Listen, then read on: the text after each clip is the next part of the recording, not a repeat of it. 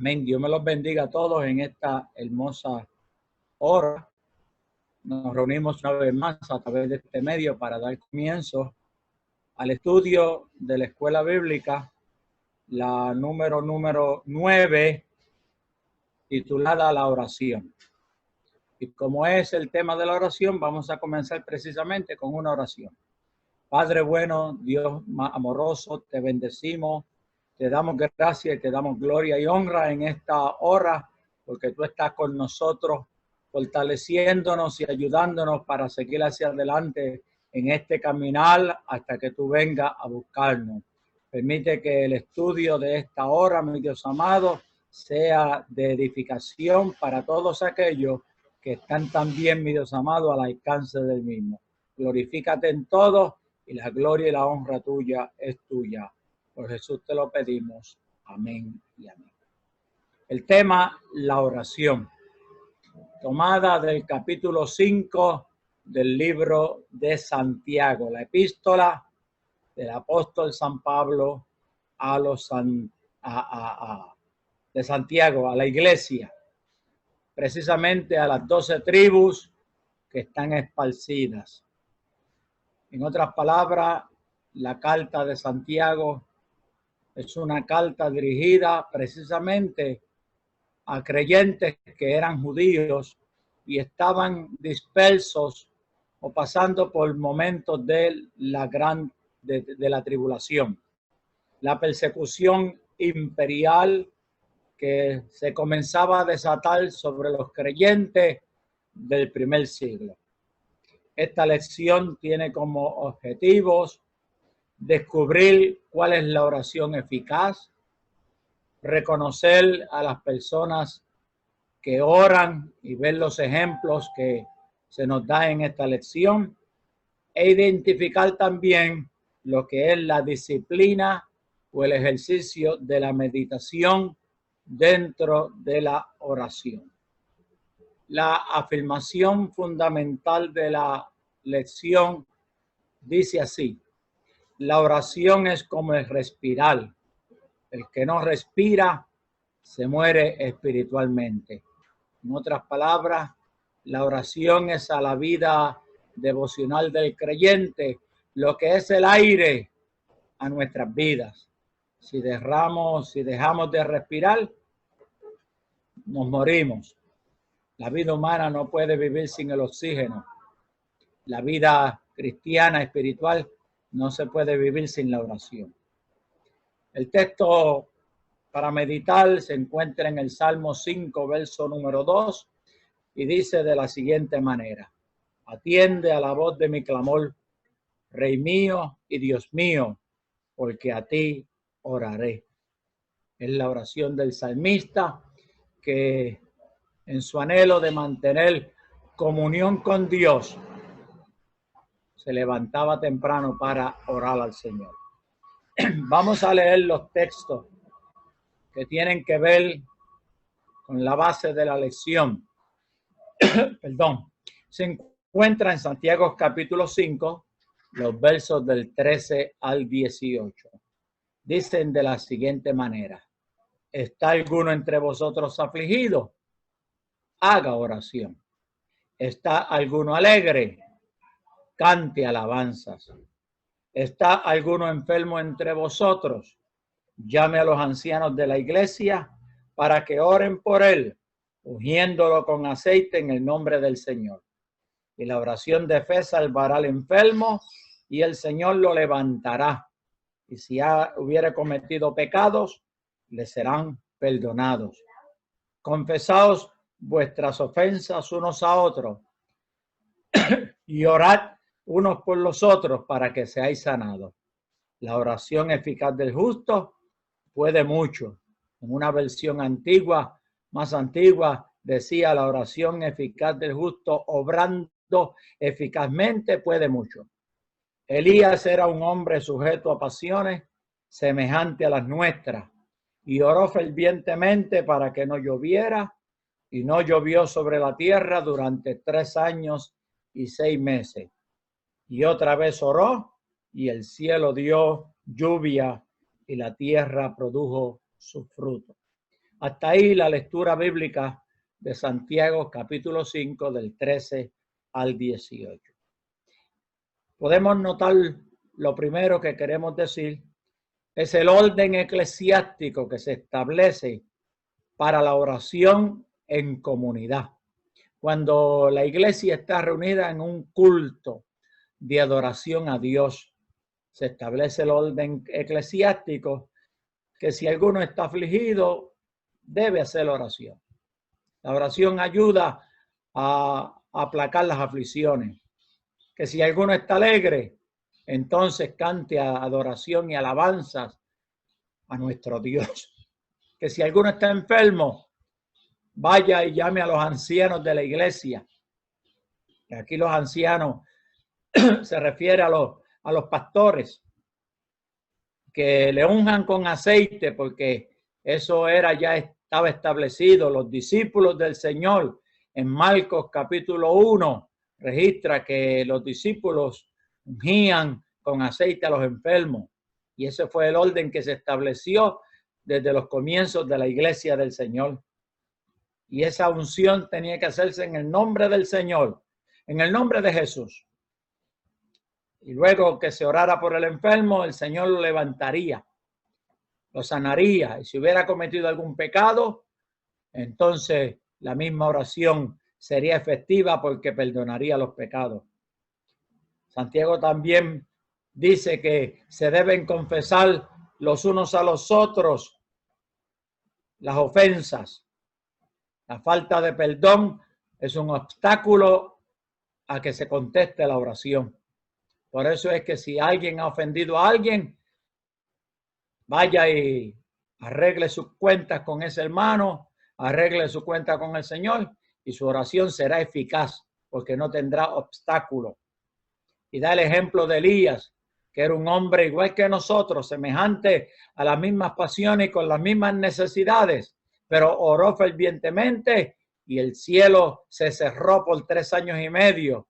Y luego oró de nuevo y el cielo se abrió y derramó lluvia y la tierra produjo sus frutos, significando que Dios oye la oración y que Dios contesta la oración de fe y de poder.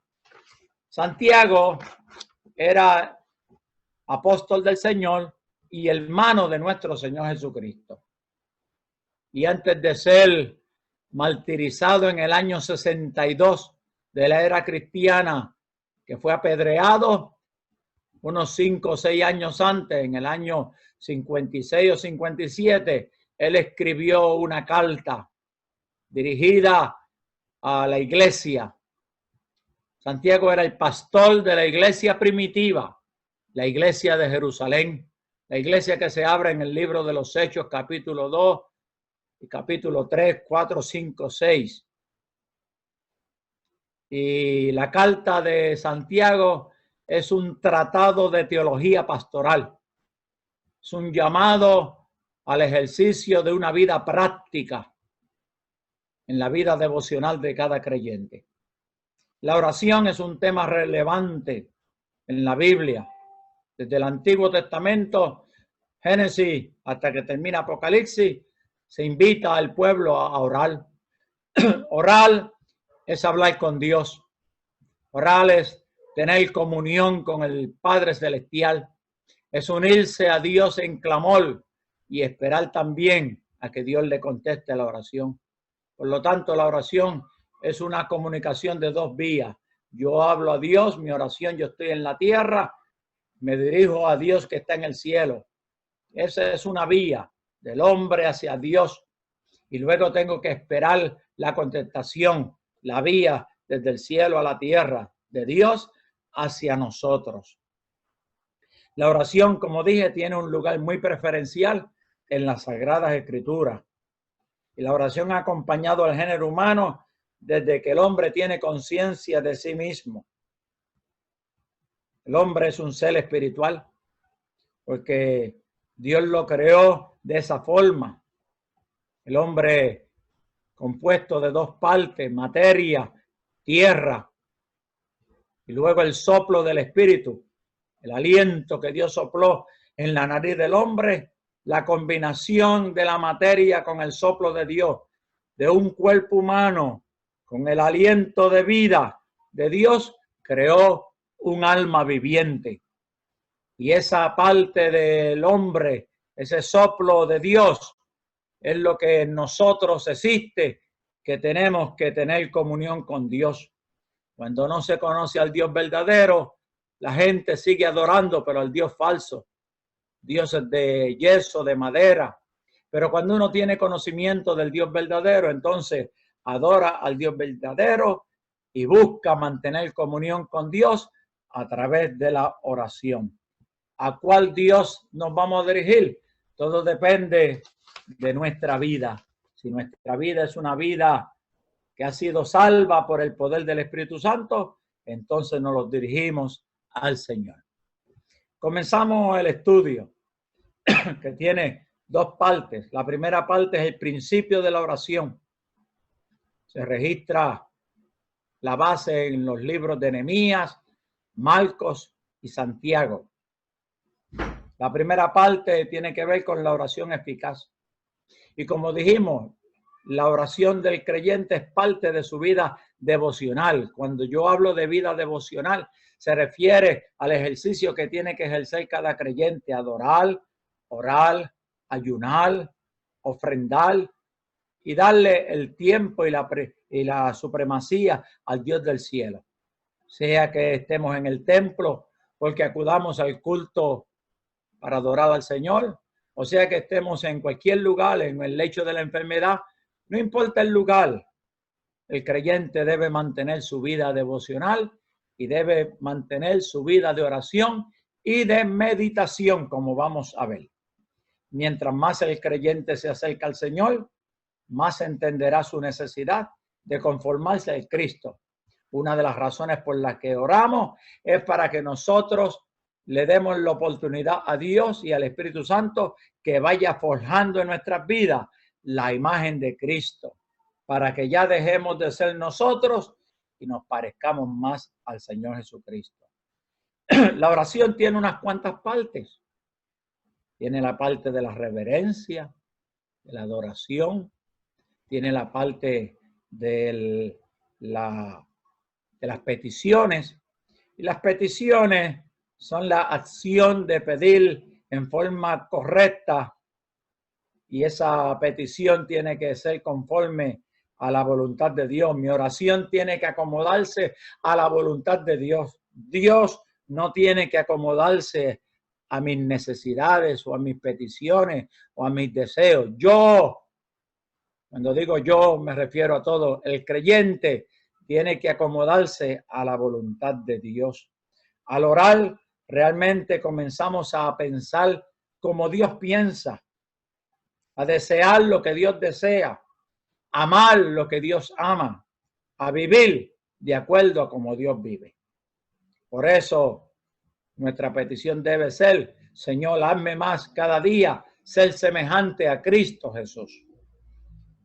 Nosotros tenemos en la Biblia lo que se llama el modelo de la oración, el Padre Nuestro, que fue a petición de los discípulos, porque los discípulos constantemente veían al Señor Jesús estar orando en todo lugar, no le importaba el lugar, él sacaba un tiempo para tener comunión con el Padre. Su vida, aunque era hijo de Dios, dependía del mismo Dios, mantenía comunión.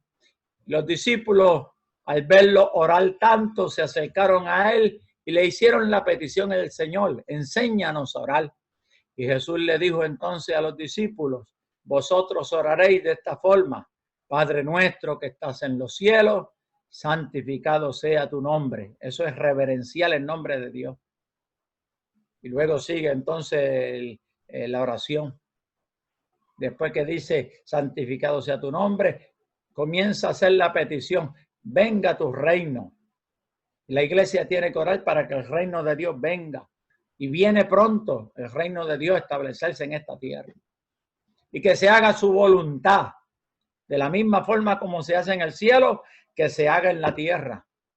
Luego pasa la petición de la necesidad de la dependencia diaria. el pan nuestro de cada día, dánoslo hoy. Y en la oración también hay petición de perdón. Perdona nuestras faltas, perdona nuestras deudas, perdona nuestras ofensas, de la misma forma como nosotros perdonamos a aquellos que nos ofenden. Y luego la oración del Padre Nuestro termina diciendo, líbranos del mal, o líbranos del maligno, de Satanás. Librándonos del maligno, Dios nos libra del mal. Líbranos del mal. Y luego termina con una doxología, una adoración final, porque tuyo es el reino, el poder y la gloria por los siglos de los siglos. Amén. Esa es la oración modelo. Yo creo que cada creyente la conoce, la ha aprendido, y que cuando va a orar, antes de comenzar a hacer cualquier oración extensa de tiempo, el periodo que haya sacado para tener comunión con Dios, yo creo que en mi sentir se debe comenzar toda oración con la oración del Padre Nuestro. ¿Por qué? Porque el mismo Señor fue el que la encaminó como una enseñanza para cada uno de los creyentes. Así que la iglesia primitiva oró en medio de sus necesidades y Dios contestó y Dios obró, porque la iglesia se acomodó al plan de Dios y a la voluntad de Dios. La oración no solamente es un medio para mantener comunión con Dios, es un arma de batalla contra las huestes enemigas. La iglesia la empleó en todas las circunstancias de su vida. Oramos a Dios porque entendemos que la oración es un arma que rompe las cadenas y los yugos del enemigo y deshace los planes satánicos. La iglesia siempre ha orado. Recordamos en esto, de paso, cuando Pedro y Juan subieron al templo, porque eran creyentes, eran judíos, y como la iglesia primitiva no tenía un templo como tal, se reunían en el templo de Jerusalén, que todavía no había sido destruido por las fuerzas invasoras de Roma. Y Pedro y Juan, al subir en el capítulo 3 de los Hechos a la oración, se encontraron que a la puerta del templo, y la puerta se llamaba La Hermosa, un cojo que le pidió una limosna, pero Pedro, fijando los ojos en él, le dijo al cojo, míranos, no tenemos oro ni plata, pero lo que tenemos te damos. Y en el nombre de Jesús, levántate y anda. Y el cojo se levantó y anduvo y entró con ellos al templo y fue a la oración y adoró y brincó, porque el que está libre se expresa de esta forma.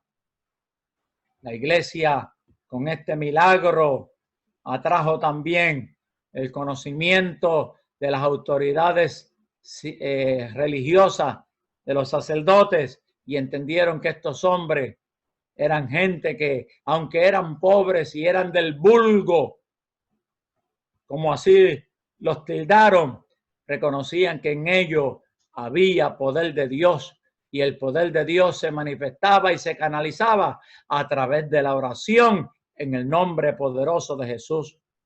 Porque Jesús en Juan capítulo 14 y 16 nos enseñó a que toda oración debe ser dirigida al Padre y debe ser firmada en el nombre de Jesús. Todo lo que pidieres al Padre en mi nombre, dijo Jesús, el Padre lo hará. Y Dios siempre ha acompañado al pueblo a través de los milagros y las hazañas y las maravillas, respondiendo al poder de la oración, porque la oración es un arma de batalla. Muestra también nuestra dependencia de Dios. Oramos porque dependemos de Dios. Y cuando el pueblo de Dios y los hombres de Dios y los pastores y los obispos reconocen que las cosas no están buenas, hacen una proclamación de oración y ayuno. Llaman al pueblo a orar. Y el pueblo camina más en oración que lo hace de otra forma. Entonces aquí tenemos a Santiago hablándonos acerca de la oración. No una oración individual.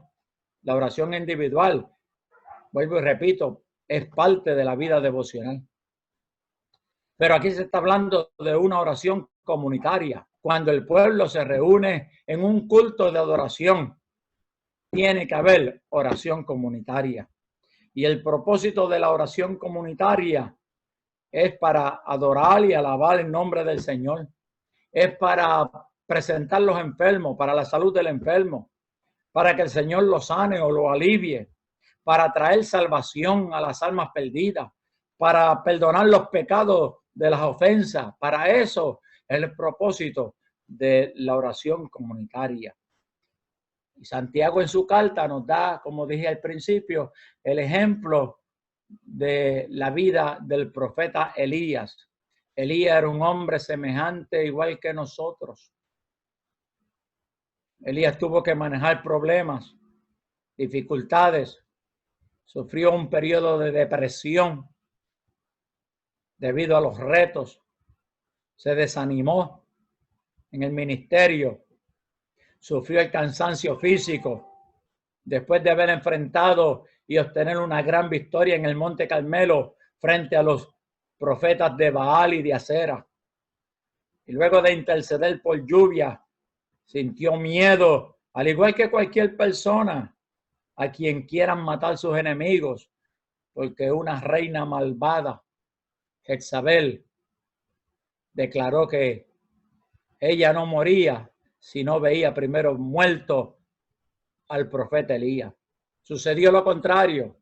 Ella fue la que murió y el profeta se mantuvo firme y fiel al Señor porque Dios estaba con él. Pero en el libro de Deuteronomio, capítulo 28, donde se registran los beneficios de la obediencia y las maldiciones por la desobediencia, allí dice que si el pueblo se olvidare de Dios, sirviere a otros dioses, Dios iba a cerrar los cielos. Y como para el tiempo de Acab, el rey de Israel, junto a su esposa Jezabel, introdujeron la idolatría y apartaron al pueblo de la voluntad de Dios, Dios entonces permitió que la oración de este hombre, de este profeta llamado Elías, cerrara los cielos y no hubo lluvia por 3 años y medio. Cuando no hay lluvia, cuando no hay agua, la vida se torna triste y en desgracia, porque el agua es la vida de los hombres. Sin agua no se puede vivir. Así que los cielos estuvieron cerrados por 3 años y medio por la palabra del profeta. Me gusta esa parte que él dice, no vuelve a llover hasta que yo lo diga, ejerciendo la autoridad de un siervo de Dios. No solamente se ve la autoridad, sino que también se ve la fe. Así que oramos para que ocurran los milagros de acuerdo a la voluntad de Dios.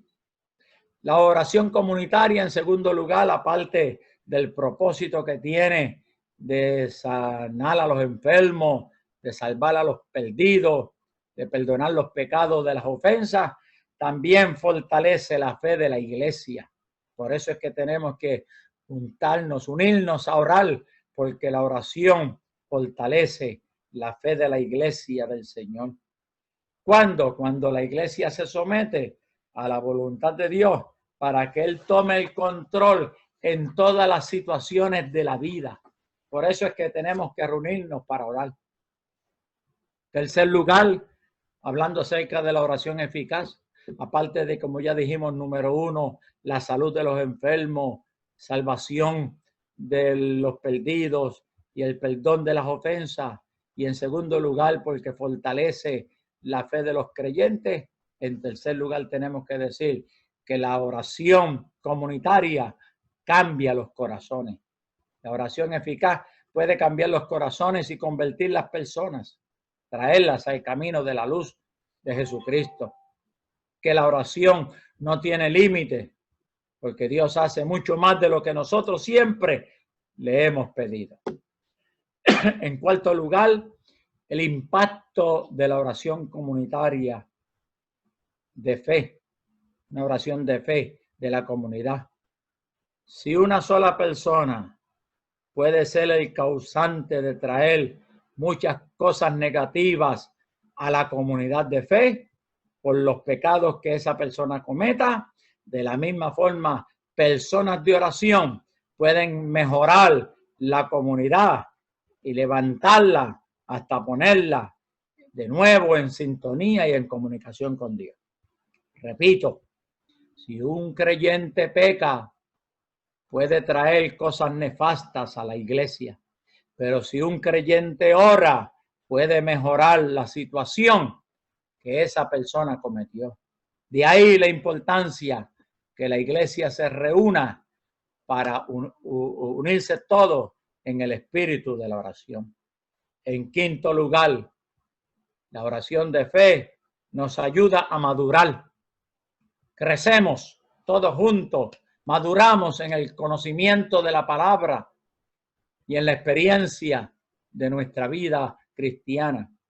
Nos ayuda a avanzar hacia una vida de madurez, que es el objetivo del crecimiento cristiano. Por eso estamos en la iglesia, para crecer. Es como una criatura que nace un bebé, pero no se queda bebé, crece y llega hasta una vida de adulto, hasta una ancianidad.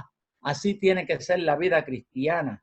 Nosotros tenemos que ir creciendo y avanzando hacia la medida de la plenitud de Cristo, a la altura, a la anchura, a la profundidad del conocimiento de Dios, donde ya descubramos que no hay limitaciones y donde encontremos que la vida en el Señor cada día se va fortaleciendo. Así que oramos en comunidad para que haya madurez espiritual.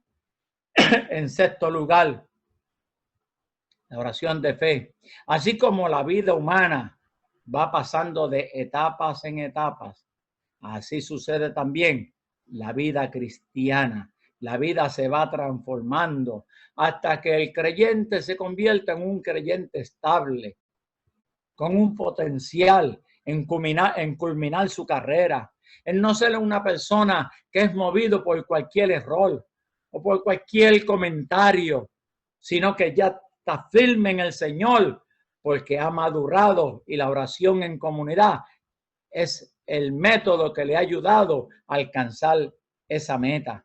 Así que de la misma forma como vamos creciendo de etapas en etapas, la vida cristiana va creciendo también poco a poco hasta llegar a ser personas estables, ya no niños que dependen de leche, ya no un simple adulto de que hay que darle todavía comida sencilla, sino maduro, como dice la carta de Hebreos capítulo 5. Te invito a leer ese pasaje, Hebreos 5, de los versos 14 al 16, hasta que todos lleguemos a alcanzar una madurez. Y en vez de ser entonces gente que tengamos que depender de la educación de otros, seamos nosotros maestros para otros. Eso es llegar a alcanzar una madurez. Y por último, la oración eficaz, el último paso antes de seguir en el bosquejo de la lección. La oración eficaz de la comunidad nos ayuda a comprender mejor las escrituras. La oración va unida al estudio de la palabra. Las dos son fuente de fortaleza para la vida del creyente. Así que te invitamos a leer la palabra, a estudiarla, pero también te invitamos a orar, y orar sobre todo en comunidad. En la lección se nos da a nosotros, en la segunda parte, algunos ejemplos de personas de oración. Entre ellos mencionamos en primer lugar a David. David se levantaba de madrugada a orar. ¿Por qué? Porque tenía necesidad de tener comunión con Dios. Escuchamos testimonios de muchas personas que el Señor los levanta a las 3, las 4 de la mañana para orar. Cuando hay otros que a lo mejor no quieren ser molestados porque han entrado en un profundo sueño. Hay otros que son levantados por el Espíritu de Dios porque es tiempo de clamar. David quería conocer la voluntad de Dios, de aquel que lo ungió como rey de Israel, siendo un muchacho joven, sencillo y humilde, un pastor de ovejas. Pero por eso se levantaba y clamaba delante del Señor.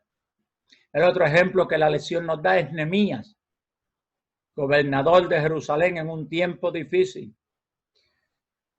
regresó de la dispersión del cautiverio y antes de venir a Jerusalén, oró al Señor para que Dios dirigiera sus pasos. Esta fue la oración que él hizo en Nehemías 1:1. Te ruego, oh Jehová, que esté ahora atento a tu oído a la oración de tu siervo y a la oración de tus siervos, quienes desean reverenciar tu nombre, y que conceda ahora buen éxito a tu siervo y que le dé gracia delante de aquel hombre. Esta es la oración que hace Nehemías en el camino a cumplir con su misión. Dios nos encomienda una misión: predicar la palabra, evangelizar, llevar las buenas nuevas de salvación a cuanta persona está perdida. Siempre que vayamos a cumplir nuestra misión, qué importante es buscar la guianza y la dirección del Espíritu Santo por medio de la oración. Seamos como Nehemías en este caso. El tercer ejemplo es uno de los ejemplos más hermosos, supremos, es Jesús, el Hijo de Dios. Y si Jesús tenía que tener momentos apartados para orar y tener comunión con el Padre, ¿cuánto más nosotros los creyentes? Tenía un estilo de vida de oración. Los discípulos notaron esto. Y él sacaba tiempo para hablar con el Señor. Fue notorio entre sus discípulos la oración de Jesús. ¿Por qué? ¿Por qué el Señor oraba? Porque era también humano y dependía del Padre Celestial. Como humanos dependemos de Dios. Si dependemos de Dios, necesitamos orar. Hizo extensas oraciones hasta que llegó a la hora final. Su vida fue una vida de obediencia, porque se sometió siempre a la voluntad de Dios. Sus discípulos le acompañaron. Algunas veces oraban, otras veces no podían orar, como el ejemplo del Getsemaní, que fue el momento crucial donde Jesús toma la decisión de ir a la cruz del Calvario, tomarse el vaso, que aunque amargo, era el vaso de la voluntad de Dios, para dar su vida en expiación y rescate por cada uno de nosotros. Tuvo su Getsemaní. Allí la Biblia nos relata en todos los evangelios que oró 3 veces. Y le pidió a los discípulos lo que yo llamo y denomino la terapia de oración, el apoyo de oración. Ayúdenme a orar. Es una hora negra, es una hora difícil, es una hora de las tinieblas.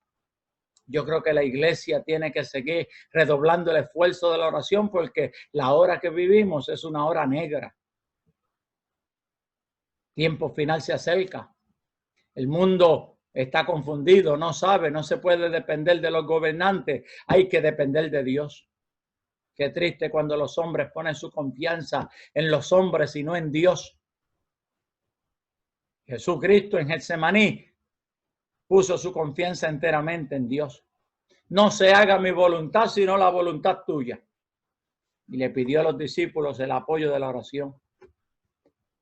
Y ellos, en vez de dormir, oraron. Tenemos un ejemplo que cuando llega la turba a Getsemaní a tomar preso a Jesucristo, Pedro despertó, como no había orado, empuñó la espada y le cortó la oreja a Malco, un siervo del sacerdote. A lo que Jesús tiene que decirle: Pedro, guarda tu espada. ¿Acaso tú no crees que yo puedo hacer una oración ahora y el Padre me envía legiones de ángeles? Pero hay que someterse al plan y a la voluntad de Dios.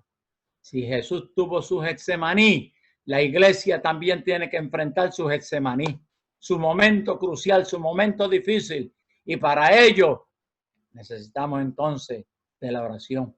De modo que la oración y la disciplina funcionan en unidad, en unidad. Las oraciones del creyente sustentan la vida para vivir moralmente y vivir juntos a los demás con miras al bienestar común. Eso fue lo que practicó la iglesia primitiva. Era una iglesia que vivía en común. Todas las cosas las tenía en común. compartían el pan, compartían las oraciones, compartían la educación, compartían todas las cosas. La iglesia tiene que ser así. Y los discípulos aprenden del ejemplo de Jesús, que ya ahorita le hablé, que viendo a Jesús orar, le pidió a él que le enseñara a orar y él le enseñó la oración del Padre Nuestro. La historia eclesiástica, la historia de la iglesia, es un historial de gigantes de la fe por medio de la oración. Hicieron grandes proezas los hombres de Dios. Desde que se estableció la iglesia hasta el día de hoy, tenemos el ejemplo, de un historial de hombres de fe que alcanzaron e hicieron hazañas, no porque eran más grandes que otros, sino simplemente porque fueron hombres de fe. Los elementos de la oración son muy importantes que los tengamos presentes. Reverencia, dependencia, adoración, meditación, peticiones. Y dentro de ella, ahora queremos hablar acerca de uno de esos elementos. Vuelvo y repito los elementos de una oración o de la oración del Padre Nuestro. Reverencia, adoración, dependencia, meditación y peticiones. Y ahora la lección nos dirige a nosotros a la meditación en la oración. ¿Qué es meditar? ¿Qué es meditar? La meditación se ha definido como la oración que se hace en silencio, cuando uno ora en silencio, o cuando uno ha orado, ya sea verbalmente o como lo hacía Ana del corazón, saca un tiempo para permanecer en silencio, permanecer en meditación o en reflexión para recibir respuestas de Dios. Hay que reflexionar sobre lo que uno ha orado. No se puede orar como el papagayo, sin sentido de lo que estamos hablando. Reflexionamos. En otras palabras, pensamos profundamente y consideramos un asunto con atención y detenimiento. ¿Para qué? Para luego estudiarlo, para comprenderlo, para formar una opinión sobre ello y para luego tomar una decisión si es necesario. Para eso es la meditación y la reflexión. Y dentro de la oración hay que meditar. No todo es hablar y hablar y hablar y hablar. Hay que guardar silencio ante la presencia de Dios para meditar y dar lugar a que el Espíritu de Dios venga a nuestra mente y a nuestro corazón y hable a nuestras vidas. Porque si oramos a algo al Señor, el Señor puede dar la contestación en ese momento. Así que la meditación es uno de los elementos más importantes de la oración. Recuerde que dijimos que en la oración hay reverencia, Padre nuestro que está en los cielos. Que hay adoración, santificado sea tu nombre. Que hay peticiones, venga tu reino. Danos tu pan diario. Hágase tu voluntad. Que no nos dejes caer en tentación. Y meditamos sobre ellas cosas. ¿Está claro? Así que generalmente se hace silencio dedicando suficiente tiempo, lo cual permite darse cuenta del significado de la oración que se ha hecho en comunidad. ¿Por qué oramos? Yo creo que el creyente y la iglesia tienen que tener temas de oración. Oramos por esta petición, oramos para que Dios haga esto, oramos para que Dios salve a aquella comunidad, oramos para que el Espíritu de Dios se derrame sobre los que no han recibido todavía el Espíritu Santo, para que el Señor rompa las cadenas de prisión, para que el Señor rompa los cielos que a veces se ponen de hierro. Oramos con temas, con propósito, en otras palabras. No son oraciones al aire, son oraciones que van dirigidas a un Dios poderoso. Hablando de la meditación, una de las cosas que les recalcó Dios a Josué fue que tenía que meditar. Meditar de día y de noche en la palabra de Dios. Leer y meditar van tomados de la punta. Y a Josué se les recalcó lo que era la importancia de la palabra, de la ley de Dios. Y le dijo, Dios, tienes que meditar en esto de día y de noche. Hay veces que ocupamos el pensamiento con muchas cosas, pero el pensamiento debe ocuparse en la meditación de las cosas de Dios. Pablo es el que nos dice a nosotros sobre la meditación, de qué cosas tenemos que meditar. Y cita un texto muy interesante, Filipenses 4:8, que si hay alguna virtud, que si hay algo de buen nombre, que si hay algo puro, que si hay algo, verdad, digno de alabanza, que si hay algo donde se haga justicia, que si hay un tema del amor, de la honestidad, de la verdad, de la pureza, en esas cosas son las que tenemos que pensar y meditar. Léete Filipenses 4:8. Son cosas que son cosas dignas de alabanza y que tienen virtud, que el creyente tiene que hacerlas. Así que la oración en comunidad nos invita también a nosotros a la meditación en comunidad. Resumiendo ya la lección, la Biblia hace referencia a la oración, que nos invitan a practicarla. El lector de los Salmos halló un tesoro especial en las alabanzas, en los himnos, en los clamores individuales, en los clamores comunitarios que pueden bendecir la vida de cualquier creyente, ya sea niño, joven, adulto o anciano. En la oración de los Salmos se expresa la confianza en un Dios que todo lo puede, en un Dios que todo lo ve, en un Dios que todo lo oye, en un Dios que todo lo escudriña. El salmista descubrió su alma delante de la presencia de Dios y con un corazón sincero eleva su pensamiento a Dios en oración. A ti oraré, me levantaré de madrugada, decía el salmista. Pueden ser expresiones de alabanza, pero pueden ser también quejas del alma, porque ahí están también lo que se llaman las quejas del alma. Se puede apreciar a un creyente que desea conocer el misterio de la vida espiritual o simplemente reconocer la grandeza y la majestad divina. En ocasiones, el estar gozoso inspira a otros a adorar. Cuando estamos contentos, como dice Santiago, el que está alegre, cante alabanza. Y nuestro cántico puede hacer de que otro cante. Inspiramos a otros, contagiamos a otros con esa adoración. Pero en los momentos difíciles, a veces deseamos escapar cual ave al monte, como dice el salmista en el Salmo 56, a lugares solitarios, apartarse de la humanidad, apartarse de todo para tener comunión con Dios, fuera del alcance de los que les rodean o de los que quieren dañarle o hacerle mal. Sea cual sea la oración del creyente, se encuentra frente a la presencia de un Dios que conoce mucho, más de lo que pide esa persona y más de lo que puede entender.